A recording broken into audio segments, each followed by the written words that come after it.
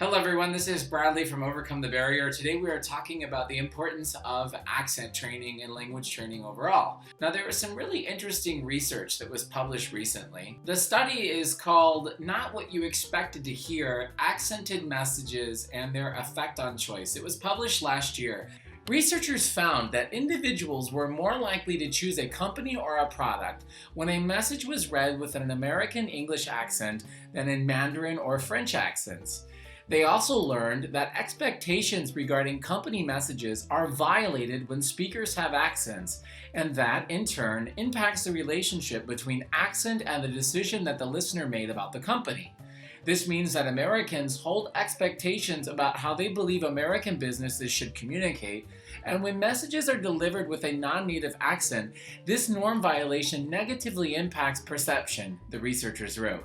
In turn, that impacts an individual's choices between products, people, and companies. But is it possible to get rid of a foreign accent? It's not impossible, but it is very difficult. And in fact, in 1999, one researcher showed just how difficult it is.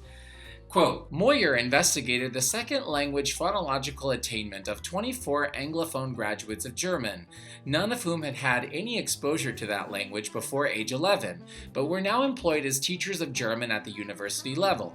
According to the ratings of 4 native German speakers, the German accent of those Anglophone graduates did not match the accents of native speaker controls. However, one of the subjects was mistaken by the raters for a native speaker.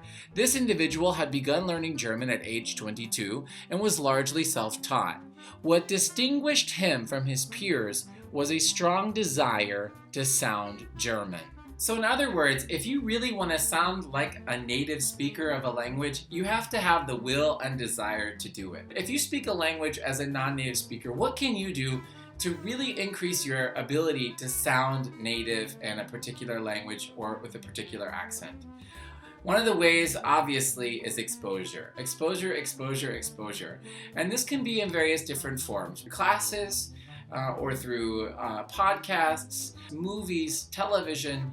There are a lot of different things that can get you exposed to a language, and this is crucial.